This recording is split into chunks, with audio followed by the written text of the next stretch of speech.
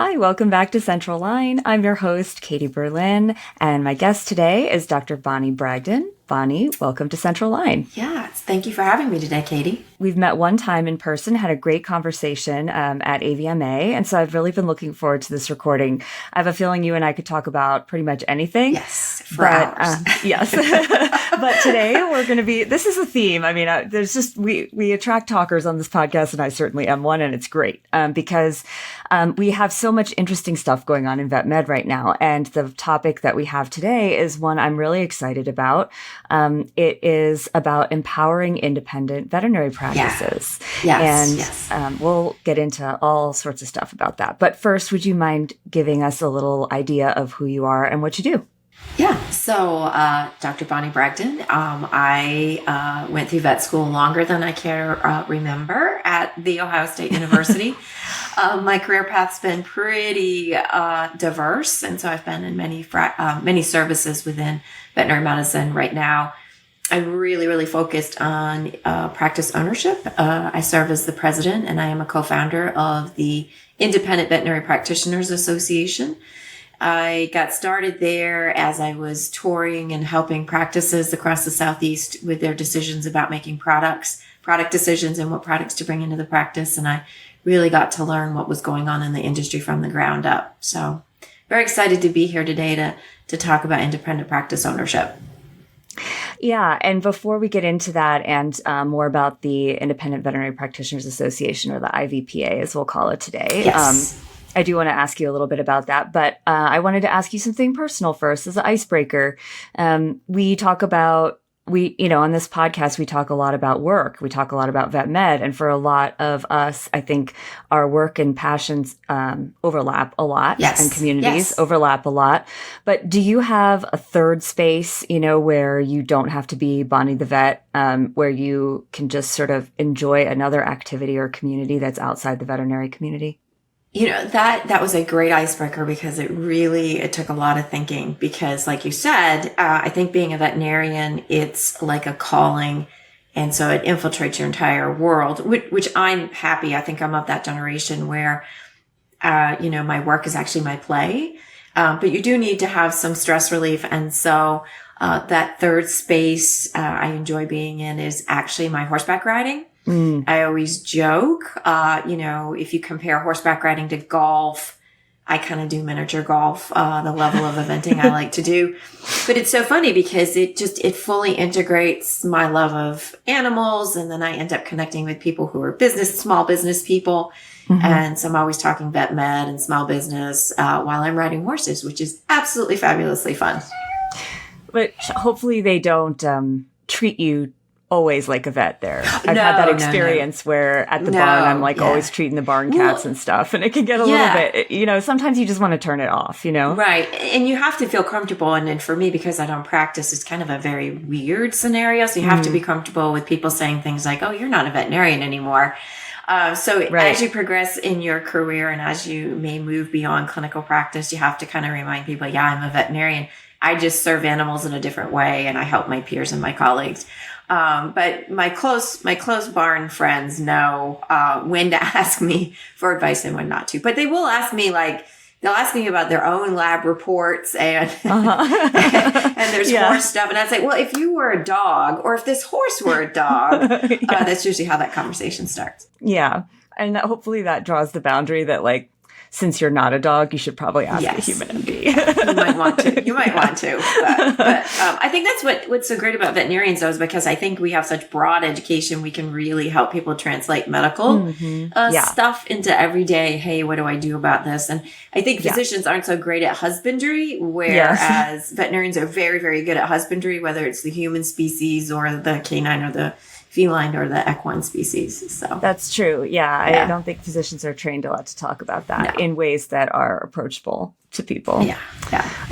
Well, that's great. I'm a horse person too. I've been on hiatus, but I'm hopefully just getting back into it after a vacation that kind of very nice. Reminded me how much I miss it. So yes. All right. Well, let's get into it.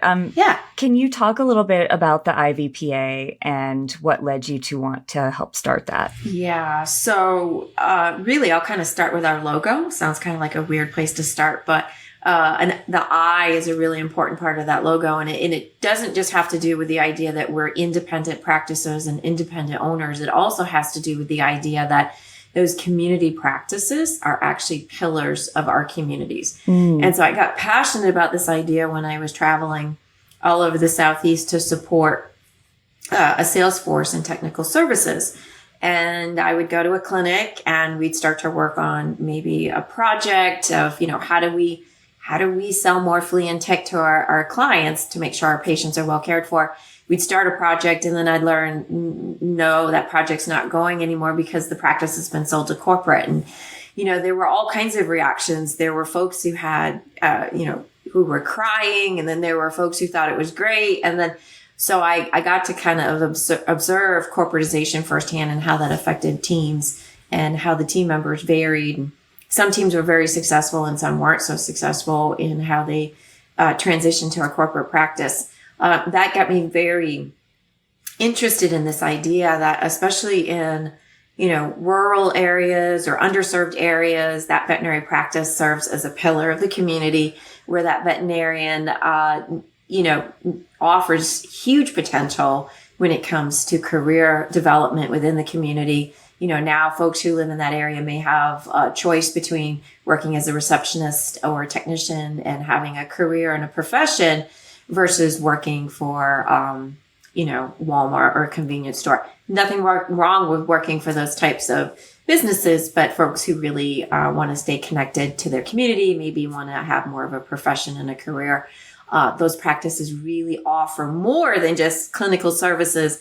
They're a huge part of the fabric of that community. So that's kind of a long story. I always talk about my path being always a long path, not just mentally and emotionally, but also in terms of mileage. But that's what inspired me to co-found the IVPA. I love that. I love how much thought went into that logo too, the I as a pillar, because that really is true. And that's what I feel like I'm old enough that at least before I went to vet school, we all learned that veterinarians were part of like a trusted member of the community. And then I was sort of on the cusp of all the corporatization we've been seeing. And so it's just grown so exponentially that I feel like, this isn't a dig on corporate practices, but when the owner is living thousands of miles away, for instance, and is a team, of people with a CEO and stuff, it's going to have a different feel. And, and that really changed, I think, how veterinarians fit into a lot of communities. And so some of us are kind of like, wait, they told us that we were going to be James Harriet type, and we ended up being, sort of like a worker in a much larger system. Right.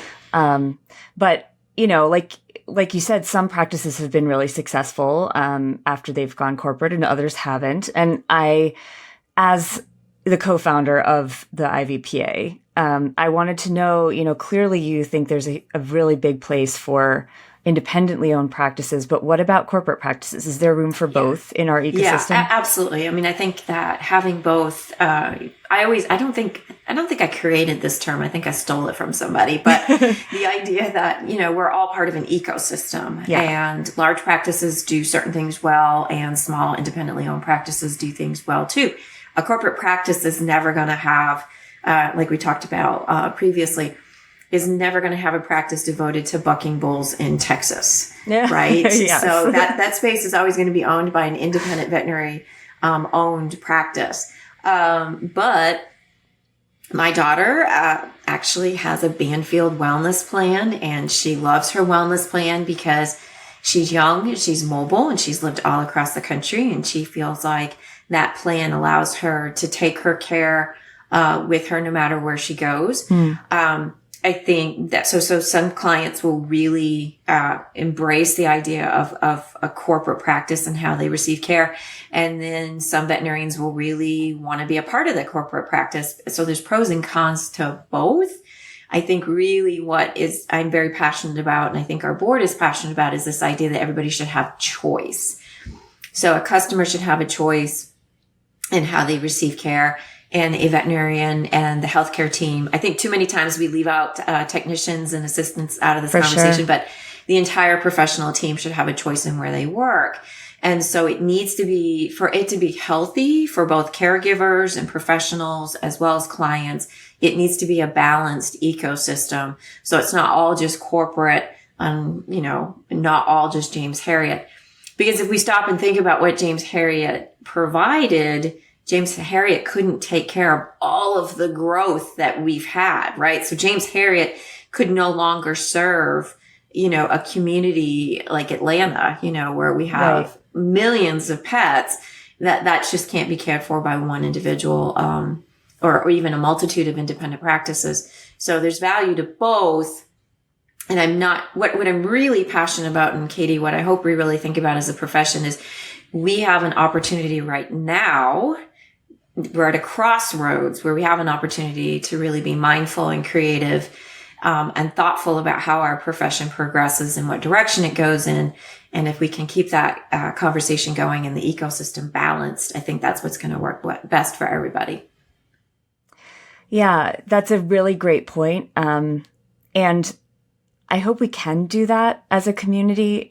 It seems like a lot of people just feel sort of like they're facing this beast, because.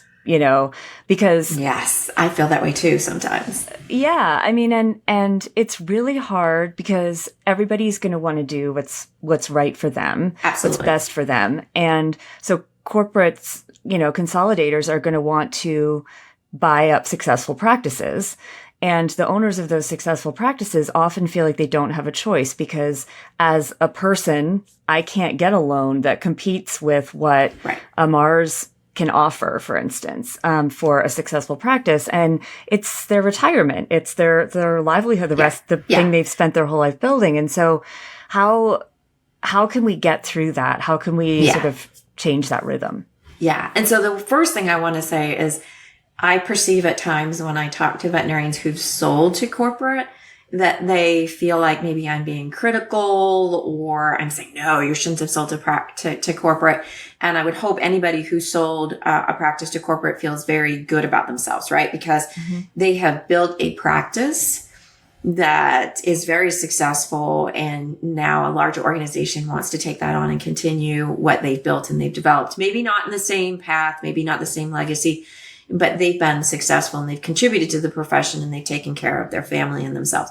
So first and foremost, we all need to take care of ourselves because like we always say, if you don't take care of yourselves financially, and so much in veterinary medicine, we talk about taking care of ourselves from a wellness standpoint, emotionally, professionally, ethically. We tend not to talk about finances. I'm not sure why, but just hate that. you hate talking about money.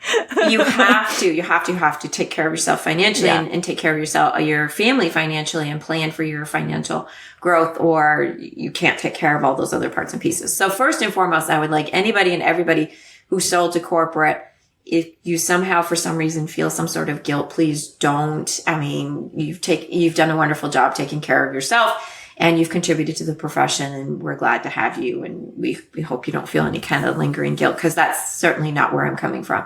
Yeah. But so I feel a lot of stress about this topic day in and day out. Embrace the suck, embrace the stress because every place where there is disruption, there is opportunity. So right now, I listen to a lot of Bloomberg radio and they talk about, it doesn't matter if the markets are going up or if they're going down. They're only looking for movement because where there's movement is where there's opportunity. So my point behind that is I came a little bit earlier than you where there wasn't much movement.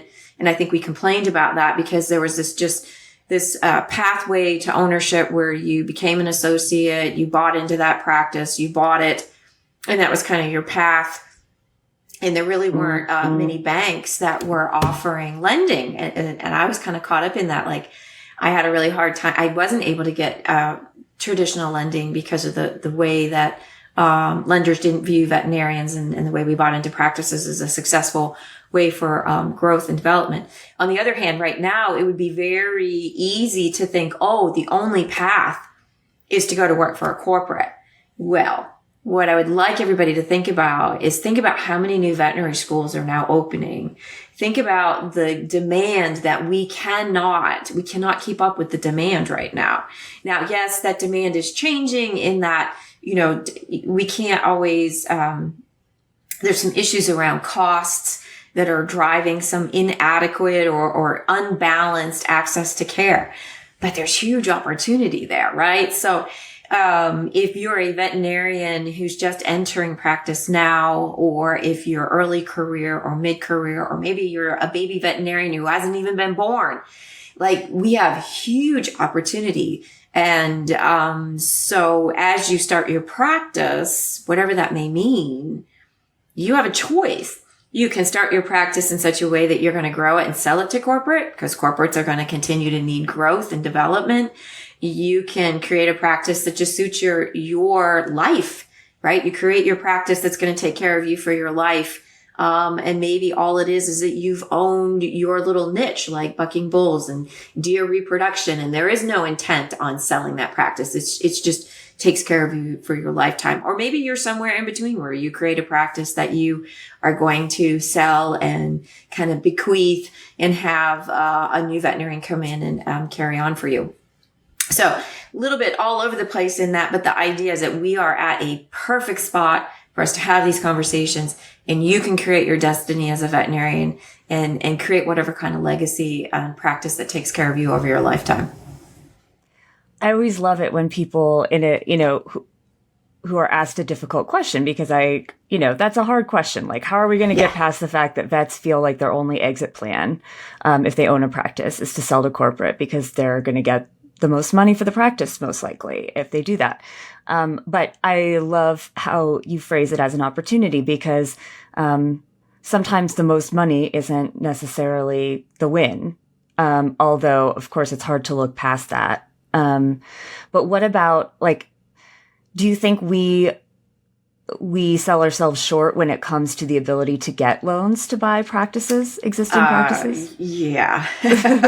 So, do we give up before we start? Yeah. So what I do want to say is I have to make a quick disclaimer, because I now work for First Financial Bank as a loan officer. So, twofold disclaimer. One, the bank wants to let you know that I am not representing them right now. So I don't want to say anything that would get them in trouble, but I also want the audience to know that that's part of my job. And I benefit financially if somebody, gets a loan through me.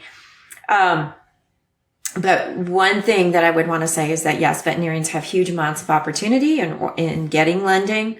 And to kind of back the conversation up a little bit is this idea that I think that every veterinarian is like Disney World, right? We Imagineer what we want. So I like to talk to veterinarians about these types of things. And when I talk to them, I start the conversation. If I could wave a magic wand, what would your life be like?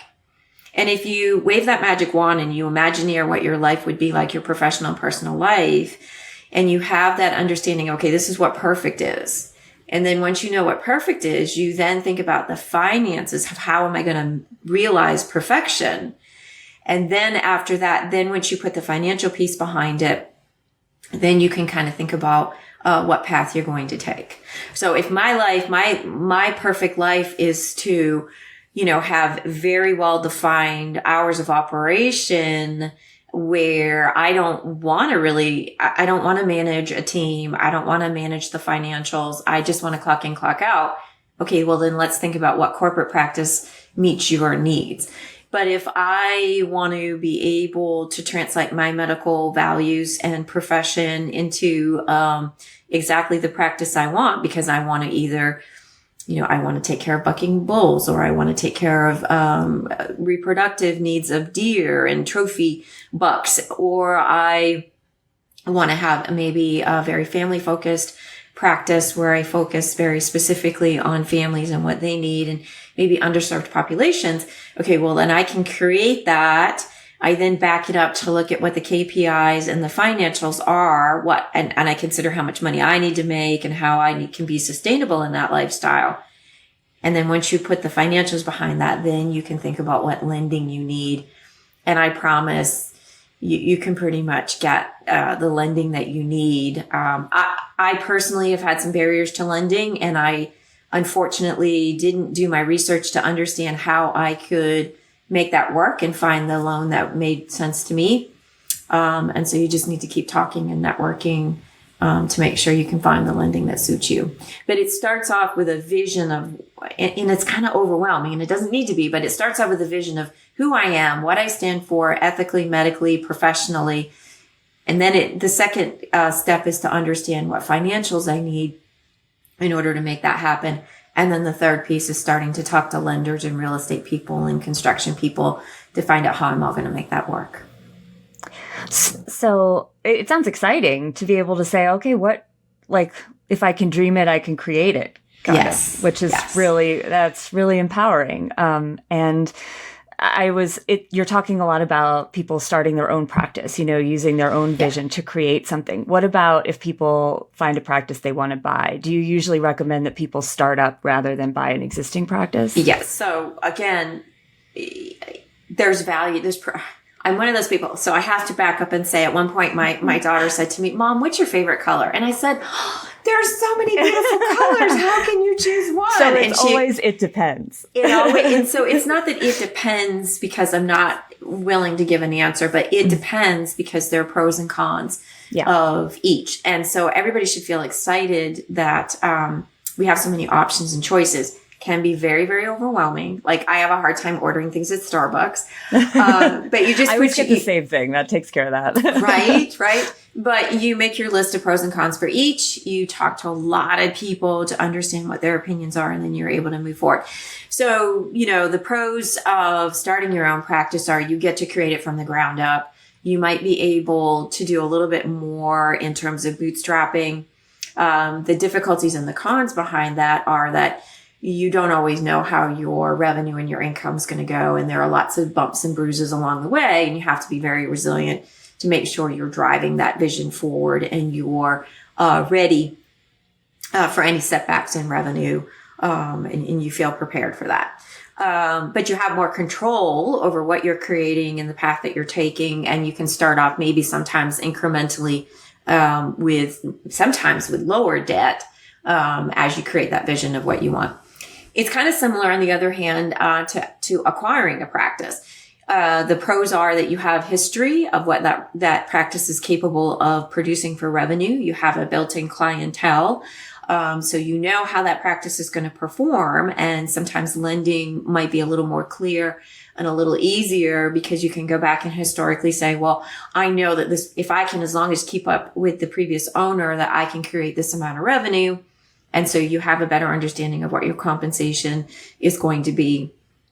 On the difficult side, the cons, if you will, sometimes you're locked into a clientele that might not be open to your way of practicing. And if you change that up, then your historical data can kind of go out the window. But you have, again, a little bit more idea of what the historicals are going to be like. So different set of bumps and bruises and different set of pitfalls and barriers that you're going to have to be prepared to overcome and deal with. And so what I do want to say is that oftentimes you'll talk to lenders and you'll talk to real estate agents and you'll talk to all these great people who are so enthusiastic and so ready to support you as they should be. And you should really let that enthusiasm and that passion carry you through. Just be prepared for, okay, I've closed out my business loan. Now what? And so like so many things in life, sometimes there can be a dip after you've closed, and a dip in energy, maybe some barriers and obstacles you didn't prepare for. And so that's why having your network of advisors can be really helpful, making sure that you have potentially some cash on hand, whether it's through your business lending or your savings. That can carry you through, and knowing that you are going to get through that. You got through vet school. You got through all of the disruptions and all of the barriers and problems and issues that went through getting and becoming a veterinarian, that if you're prepared and you think through it and you can make it, you're going to get through those dips just fine. But just be prepared that oftentimes there are dips in energy, belief, money, the whole 9 yards, and you just need to know that you're going to get through it. This AAHA podcast is brought to you by CareCredit. CareCredit understands that all veterinary teams are busier than ever. To help patients get the care they need, the CareCredit Health and Pet Care Credit Card allows clients to access a budget-friendly financing experience anytime, from anywhere on their own smart device. They can learn, see if they pre-qualify, apply, and even pay if approved, all on that smart device. With just a tap, they have a friendly, contactless way to pay over time for the services and treatments their pet needs, whether it be a general, referring, or specialty hospital, as long as they accept the CareCredit credit card. That makes so much sense that like you get through that dreaming phase and then you sell your dream to a lender and the lender buys it and is like, absolutely, I will lend you money. And then you have the money, you know, the promise of this money and you're like, oh God, now I have to do it. Yes. And it can be very overwhelming, you know, like you've built your whole vision on one particular veterinarian. You have a veterinarian who's going to come work with you or one particular location, or, you know, you've kind of built this whole vision around one cornerstone. And if the cornerstone happens to crumble, then you need to be prepared to find a new one or rebuild or pivot. You know, I've heard other folks say, you know, it's all about business. And so as you're looking to, you know, I struggled. So years ago, I really wanted to buy a business, a practice that would allow me to do what I like to do, which is management and business and less clinical and less practice. And I kept getting beaten up by corporate, and corporate just kept, you know, beating me out on the pricing of it. And so I decided to go a different route, and I bought a business that is not clinical. It's actually selling scrubs and uniforms. So I help healthcare providers in a different way, and it scratches that itch for ownership. While I'm still able to help veterinarians. And so being resilient and flexible and adaptable and knowing that there's always an option and there's always a path forward, you just have to think about it and create it. Love that. That's really interesting that you, as you say, scratch that ownership itch in a different way. Because I feel like there's a stereotype about vets in, you know, the millennial generation and later, that they don't want to own and they're not entrepreneurial. They just want to come to work and do their jobs. And I don't know how, I hear a lot of differing opinions on that, but I definitely feel like for the most part, when I'm on VIN, for instance, and I'm reading the VIN boards, you know, most of the more experienced practice owners, will say that, are, you know, say, no one wants to buy my practice. Like no one wants to own anymore. Do you think that's true? I think what's happened is that ownership and being an entrepreneur has been redefined by the millennial generation, right? And I know, and again, it's not fair for me to speak to a generation I'm not a part of, but kind of from my looking at it, I think the exact opposite. I think what's happening is that they're redefining what it means to be an entrepreneur, and they're redefining what it means to be a small business owner. And it's very overwhelming, even for somebody like me who kind of has a few things figured out as to what it all looks like.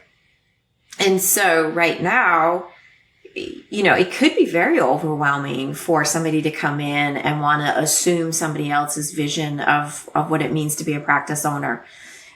So, you know, right now it can be very overwhelming for everybody because there are a lot of startups. But sometimes when we think about startups, I mean, we think about these corporate entities that have private equity and, you know, they just have, you know, that's a huge different animal of that type of startup where you're looking at starting, you know, with the idea of your vision and your exit plan being, you know, making hundreds of millions of dollars. Right. So we have that corporate startup, and I see a few veterinarians out there doing that, where they are coming in and they're imagining their exit as starting a national business that at the end of the day, the exit strategy in the next 5 to 10 years is to sell for hundreds of millions of dollars. Yeah. And then I see people who are hyper focused on a hyper niche business where, again, I'm being repetitive, but the idea is I'm only going to serve the needs of bucking bulls, or I'm going to be a mobile practice. And I think I can do ambulatory and home practice very differently. And I'm going to keep that business very small and very focused. And then in the middle is kind of that traditional, where I'm going to become a partner and work my way through and then acquire, you know, a small business.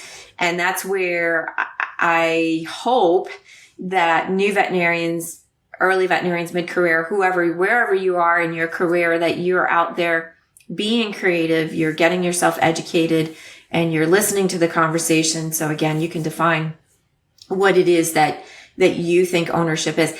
And I would really like to redefine ownership. And I have to give credit to Dr. Arnie Goldman, who ran for president of the AVMA most recently this past July, because his idea is that as veterinarians, we own veterinary medicine.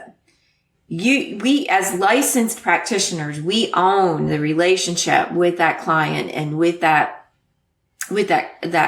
patient. So it doesn't matter if you work for a corporation or if you work for yourself. We own that relationship. And whether you get compensated from a corporate practice because you're managing your ownership of that relationship through a corporate practice, or you've decided to start your own business, ownership is all about leadership. It's all about, I'm going to own my profession and how I operate within my profession in my way, in my vision. And then how I get compensated is a function of kind of legal structures and how you want to define all that. So really, again, I've kind of come back to a very convoluted conversation, but I really, really, really would implore veterinarians to redefine ownership and what that means. That's a really great point, that younger generations, younger graduates, are seeing like relief is a lifestyle that was barely, I feel like a relief vet was really, really uncommon a while back. It was really hard to find one. And when you found one, it was kind of like they were doing it part-time, or they were, it was kind of like something they did on the side. And now it's like, people are really going full force into the relief lifestyle and saying, well, this could be my career. Yeah. And that is very entrepreneurial. That's saying, I want to be the boss of my life. It also seems like we've put really a premium on time as compensation, which I feel like the old sort of what we consider old school generation now did not do. They were doing surgery at 3 a.m. because someone knocked on the clinic door and they lived upstairs, and that just is not, we see time as something we can't get paid enough for, Right. Which is discouraging if you want to own a practice and have kind of like the traditional model of like, I'm owned by this building and these responsibilities and nobody shares it with me and I have to be here all the time. Well, and again, that's where I really, really hope that whoever you are and whatever you're wanting to do, whether you're a new generation, older generation, where we just get really creative about how we want to manage our lives and what value we place on time. And that changes throughout your life, right? That's another thing I want people to understand. Being a bit older, it's funny because earlier in my career, I have to admit, I sacrificed time with my family in order to build my practice. But then that changed. And then I spent time working for larger corporations. And then I was able to devote more time to my family. And now that my family's kind of, up and running on their own and they're out there doing their own thing and they don't necessarily have time for me. Now I am putting more time into my profession and my career. So I think that we, again, should be plastic and flexible and, know that that's going to change throughout our lifetime, that your need for time might change. And so I'm going to give you a really, concrete, for instance. And so I have a retail store and I like to give my managers autonomy. And so I gave them a directive over the weekend, which was, I'm going to give you an incentive. If you help me build the store and get new clients and get new business, I'm going to give you a reward. And that reward is do you want to put cash in your pocket? In which case you guys will get a bonus or a commission based on how much business you've brought. Or do you want more time? Do you want Saturdays off? And if you want Saturdays off, then what I'll do is I will hire a person that will give you more time off. And that's all financial, right? That's what I would like everybody on listening to this understand, that we have to make choices because none of us have unlimited wealth. That's just not the way the world works. And so I own a retail business, and the business that the money that business makes has to support all of the decisions we make as a team.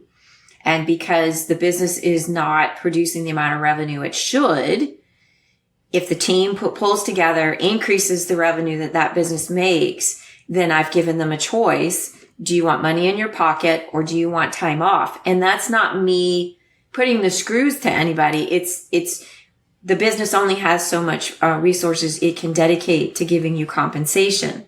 So you have to kind of choose where you want to take your compensation, and that it doesn't have to be permanent. It changes over time, and it should change over time as your life changes. So that's where having a process of starting out with, okay, my vision today is this is what I want. This is how I want to lead my life. Then financially, what compensation do you need and how are we going to make that happen? And then you build your business around that. So for instance, if you like, if you like taking long appointments, you want your appointment to be 60 minutes. Well, then you have to charge $100 to $200 per appointment. So those are all the choices that we make. But starting off with your vision, what your values are, starting off with a list of core values, and then you put the money behind it, and then you build your business around it. That's how we manage through that. That's a perfect segue, because I feel like that sort of knocking together of like, you want to treat your employees well and you want to give them a good quality of life and you want to keep them happy and keep them from leaving, but you also know that there's a finite number of resources you can do to do that. Right. You can use to do that. And that segues into the next question that I was going to ask you, which is about staff. We cannot have this conversation without talking about competition for what seems like a very limited number of people who are qualified to do veterinary work, at least especially credentialed technicians and veterinarians. If you're on any message boards anywhere, you see everybody saying, well, I can't compete with corporate. They're offering so much money, $100,000 sign-on bonuses, retention bonuses, benefits I can't give. But you're talking about flexibility as a benefit, not even just like, hey, we have a better culture or a different quality of life, but that we're going to give you a choice. And that seems like a key to keeping and attracting team members. Yeah. Well, and it's interesting because we started off this conversation a couple of questions ago with the idea that we value our time more than money. Mm-hmm. So I believe that to be true. Some people do. Yeah. But in the veterinary profession, based on my interactions with a lot of veterinarians and technicians and healthcare providers, I really do believe that veterinary healthcare providers, doesn't matter if they're technicians, practice managers, or veterinarians, that first and foremost, their number one driver is their dedication to animals. Yeah. Secondly is their ability to manage stress and have flexibility and manage their life in the way they want to. And then thirdly is money. Now, we all feel remember, we also talked about the idea that we hate talking about finances. Well, because we hate talking about finances and we feel like it's somehow a dirty word, like we've gotten ourselves into this position where somehow money becomes a driver, but that's not our core values. So that's why there's this disconnect. And that's why we have so much stress because, our core values are not financial. And yet we get ourselves into the situation where finances are driving the conversation. So that's why it's really, really important to sit down, do your budget, understand what compensation you personally, or even the person who's coming to work for you, what they need from a budget and a compensation standpoint, and then start to list out your core values of this, what is important to me. So yes, corporate can offer a lot of those financial factors when it comes to compensation. However, independence can really offer a whole lot more flexibility and adaptability. We talked about being flexible, resilient, and adaptable. So I'm going to give you a very concrete, for instance, that occurred to me. So the non-practice business I bought is selling uniforms and scrubs and offering embroidery, custom embroidery. So my embroiderers are similar to veterinarians. I cannot do embroidery. I'm not going to go do embroidery. So my embroiderers are as important to me in my business as veterinarians are to veterinary practice. So recently, I had an embroiderer who needed to go out on leave for pregnancy. And so she actually, we thought July 27th was the date. Turned out Lily decided it was July 3rd and not July 27th. And so this embroiderer has worked for me for about 2 years. She taught herself embroidery. She is very dedicated to us because we've been very dedicated to her. So when she told me that she was using Uber to get to work 2 years ago, I said, you know what? I can afford to give you $1,000 loan so you can buy a car so your finances improve. So we lent her the money. She bought herself a car. We did payroll deduction so that she could get to work and her finances would improve. And it was a risk because she could have left and I could have lost that $1,000. So then when she decided to teach herself embroidery so she could improve her lot in life. And then what happened is when we learned she was pregnant, we managed through that by creating a system where we had a way that she could work from home. And the way that she worked from home is that she does all the digital aspects of embroidery from home. And then she manages other embroiderers to get stuff done. So we created this whole network for helping her stay flexible in her life that she could continue to work for us. So when she was off, and she had to be out, we hired a subcontractor to get that work done. And then literally she was planning and due on a Thursday. And she had her appointment at 9:00 on Thursday morning. She was going to go to her OBGYN and get induced. Wednesday at 6:00, the Wednesday before that at 6:00 at night, she was in our shop getting the embroidery machines working so that our other embroiderer could get stuff done. So it's that relationship where you help them, they help you. And I tear up about it because I can't function without her and she can't function without me. And I really hate it when I get this way. But a corporate could never have done that for her. And so so I said, I gave her an option. I'm like, I can give you 2 weeks of maternity leave paid, or we can spread that out. I can have you do part-time work from home and we can spread that out. So for 30 days, she got paid maternity leave. Part of that was her vacation time. Part of that was working from home. And now she's starting to work back full time. And because I can be flexible in all these different things, she can maintain her life, have time with her baby. Thank God for her sister and her boyfriend and all these players. We create all of this network. And so again, that because you know her as a person. Because I know her, right? Mm-hmm.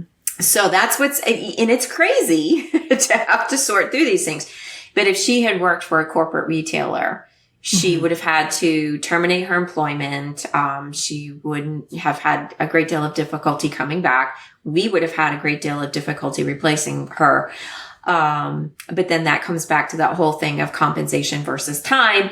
And both she and I, in the end, are going to do better financially because we were able to work through all of this complexity, whereas a corporate wouldn't have been able to work through that. So it was kind of a long, drawn out story, but the idea is if you get to know your core staff, you're flexible, you work with them, then they're oftentimes going to choose that flexibility and the time and being able to manage their life over compensation. Well, and I mean, I love that you just teared up telling that story because, a corporate supervisor might tear up from frustration at not being able to give somebody what they need, because there are many people who work for large corporations who care just as deeply, but they cannot, they don't have the independence to make those decisions. And then they're not only saying goodbye to somebody that they may really love as a human, but also then they're in a really tough position because they've lost somebody that they know they could have kept if they'd been able to offer them a little bit more flexibility, and they have to hire somebody somebody new. Right. And like, yes, you had to go through some, some sort of backbends there to make sure that she was taken care of and she had what she needed. But then you did not have to go through the much more excruciating backbend of having to find somebody who you like even half as much. And right. And I don't know how it is to find embroiderers, but finding a credentialed technician, for example, I mean, that's the worst game of limbo there is, is trying to find a wonderful technician. They seem to be absent when you're looking. Right. And so the other thing and so while retail business, I can hire anybody off the street, so to speak. Mm-hmm. So that part of it's a little bit easier. But what we have found is really building a pipeline, right? Mm-hmm. So this person's worked for us for 2 years. She started off as retail, and then just continuously spending time to get to know somebody, spending the time to develop and help them. Sometimes it's even a financial risk. So just have that expectation of building your pipeline is the best way to get staff. So thinking 2 and 3 years ahead down the road. So thinking long term about developing from within first. Second, understanding that you are going to have to overhire at times, which does affect your financial ability. But when you overhire, kind of those folks who aren't going to fit in or aren't really committed are going to kind of weed themselves out, and they're going to leave. And then just being available to constantly being developed, to being able to develop those folks, long term. And then I like to pair up experienced people with less experienced people. So we're constantly developing and growing, right? Mm. So this individual who was my embroiderer, she started out as a sales clerk. She then, I put her in a position, she just was always willing to do more. And then I put her in a position as, managing the store, which she struggled with and we all struggled with. And then she was willing to do embroidery and teach herself embroidery. So it's this constant, you always have to constantly be, flexible and shifting and focusing and understanding where somebody might fit. And her being a manager of the store was probably not her best fit. And so understanding that wasn't her best fit and then allowing her to go into something new and allowing people, giving them projects, allowing them to try something new, so they can try out skill sets before you kind of dunk them full level into something new, because everybody has a skill set that you need in that practice and you just need to discover where their talents lie and give them opportunity. Well, and I love that the way you put that, demonstrates that professional growth doesn't always equal going into management. We've talked about that with other guests where like so many times the only path to advancement is becoming a team lead. And it might just be the person who's been there the longest and needs a raise. And that's the way they're going to get a raise, is to be in charge of people. And not everybody is cut out for that job or wants it. Right. And so what I really, really love to do is I love to find ways for people to continue their growth and development. Right. And so in veterinary medicine, we have a ton of opportunity there. Right. Yeah. Obviously signing up for a conference or a CE or a certification is great. Encouraging that development outside of clinical practice is equally important. So having somebody who might get training in learning and development, so they become a great trainer. So having somebody learn about inventory management so they can control inventory. So you don't have to lead people. And then once they, learn something maybe on their own through certification, and then giving them a special project. So I love giving people special projects because it's a way to try out a new skill set before they dive into actually taking responsibility for something. So for instance, like with the example for embroidery, what I might do is I might have a retail team member start to organize our threads. Well, our threads are a mess. And that for those of you who don't know anything about sewing or embroidery, that doesn't probably make sense to you. But literally, we have a walk-in closet full of threads, every color known to man. They're falling all over the place. So a way to take that retail team member who maybe is trying to understand if they want to get into embroidery is to give them the job of organizing the thread closet. And then once they show that they may say, oh my God, I never want anything to do with threads ever again. Well, there's my sign that maybe you don't want to be embroidery. But if they're like, oh my God, I had so much fun organizing this. I loved exploring all of the threads. I actually went online and learned this and that. And I went on YouTube to learn this and that. Then there's my sign that this person really is interested in learning more about embroidery. So therefore, I'm going to send her off to training, and I'm going to pay for her to have training. And then she's going to cut backings and do all these things for my master embroiderer, so that I'm incrementally giving him or her the opportunity to learn more skill sets and experiment with a new job responsibility without having them to say, well, you're now going to do anesthesia. You're now the anesthesia technician. Well, maybe having that person shadow somebody, giving them the space to shadow, giving them the space. Maybe what they do is they pack surgery packs. They clean and pack surgery packs. And maybe the special project is, I need you to inventory all of our instruments. And if they you show that they're dedicated, they're committed, they can follow through, they'll finish up, they're self-driven. And if they don't inventory all your spay packs, no harm, no foul. The business hasn't gone over, a patient hasn't died, but they then have demonstrated either that is for them or it's not for them. So special projects, I think, is key to helping with learning and development. That's great advice. I want to ask you now, wrapping up, being mindful of your time. So if there's one thing that you wish that veterinary professionals, particularly veterinarians, because they tend to be the practice owners, but that's a generalization. There are places where technicians can own and non-veterinarians. But what do you wish that veterinarians knew about practice ownership in general? What I wish they knew about practice ownership is that you can create the ownership model that suits you and your lifestyle. And again, it's actually a straightforward process, not easy, but straightforward. It's not as confusing and as overwhelming as you think. First, you start off with your core values and how you want to practice professionally and medically and clinically, and what your culture should be like, who you are as a leader. So you imagine create your vision. And then the second step is to think about what kind of compensation you have to have. You do your personal budget. I have to make this amount of money in order to live and be happy and exist in this world.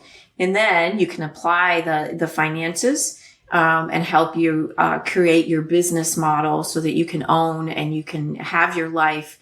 You can have your life, your finances, and your profession that can all be balanced on this nice little tripod. And if somebody needs help doing that, that's actually what I love to do. I love to help somebody. I love to say, okay, let's imagineer what you want. And then let's put some key performance measures and benchmarks around that. And then this is what your business model looks like in your budget. And this is how you can execute on that. So if anybody wants to kind of connect with me, LinkedIn is a perfect place to do that. And I'm always happy to help people walk through what it means to be a practice owner. We'll definitely link to LinkedIn, your LinkedIn, on the practice notes or in the show notes here. And then also, where can people find out more about practice ownership, if there's a resource you recommend for practice ownership in general, and the IVPA? Well, we'd love to have you check us out at iveterinarians.org. If you are a current practice owner, we have a lot of benefits to help keep practice ownership sustainable financially, such as teleradiology services, a lot of other great services to help you stay competitive with corporate. You have inspired me that I don't think there's any one specific resource. If you're a newbie and you're looking to own. So actually, if you follow me on LinkedIn, I'm going to try to start to build out some of those resources, because there's so many resources. And so if you really are looking for resources, the next time you get to go to a trade show or a conference, make sure you go to the trade show and you go to the exhibit hall and you interview a bunch of people, talk to all the lenders, talk to all the distributors. Say, hey, I'm interested in either buying or building a practice. How do you help new owners? Because you would be shocked at how many resources are available from all those folks on the trade show. And they will give you lots of advice from people who have really good experience and knowledge and training. So check us out on iveterinarians.org.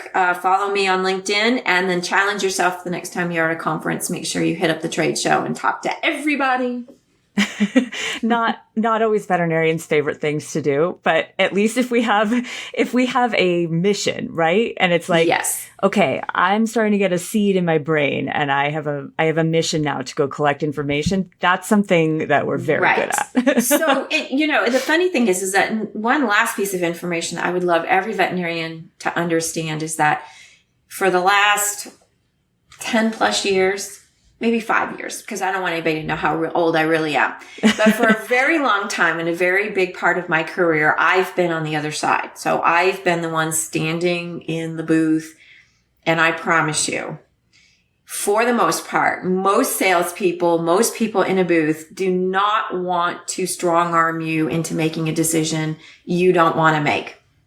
Yeah. Now, there are a lot of enthusiastic little salespeople, and just think of that enthusiastic little salesperson or enthusiastic salesperson as a puppy dog, right? How many puppy dogs do you kneel down on the floor and they jump all over you and they're giving you kisses and they're knocking you over, and maybe it might even be 100-pound little puppy, it might be a Mastiff puppy, and you're like, the little puppy is knocking you over and you're having a hard time standing up. If you think of a salesperson as like a little puppy that just really wants to help you, and they're giving you all these kisses and they're knocking you down and they just want to talk and they just want to play, and you have complete control over the situation. So no matter how enthusiastic and potentially aggressive that salesperson feels like to you as a customer, you have control. You can walk away. All you have to do is say no. And most of those folks really are just being enthusiastic because they really love what they do, and they want to help you in your quest to become the best veterinarian possible. And I have so many people say to me, do you miss being a veterinarian? And I'm like, well, I still help animals. And so everybody on that trade show, most everybody there is enthusiastic about animals. They love veterinary medicine. They love animals. And the way they help animals is by helping veterinarians. And so just remember, they're enthusiastic puppy dogs that want to help you do the best you can do. And you can always say no. And if you have to have a stern voice and say no, have that stern voice and say no. I love that. Now I'm gonna look at the expo hall in a whole new light next time I go to the conference. Challenge yourself to go talk to these people. And again, if it's getting uncomfortable, just think of them as being a puppy who's trying to bite or nip or being overly aggressive, and you just say, no, sit, no. I think that's a perfect place to wrap up. And that goes for support team members as well. Like, yes, absolutely. There are many states where non-veterinarians cannot own practices, but, when you're thinking about where to work, think about how much your time is worth to you. Yeah. And if you don't like a compensation plan that's being offered, there's no harm in asking to see if an independent owner will be flexible with you, because in this climate, especially, they really need you. And if they want you as a human to be part of their practice culture, they will be flexible for you and think about ways to make it work. Yes. So you have power. Yes. Use it. Negotiate. Yes. All right. Thank you so much, Bonnie Bragdon. It's been a pleasure. I'll put a bunch of links in the show notes so people can get access to your LinkedIn and to IVPA. And then hopefully they'll watch your feed for some more resources coming in the future. But I know there's a lot out there. So the biggest barrier seems to be allowing yourself to dream that this is possible. Hope. You have to have hope. There's a lot of hope. There's huge opportunity. Thanks to all of you for listening. We'll catch you next time on Central Line.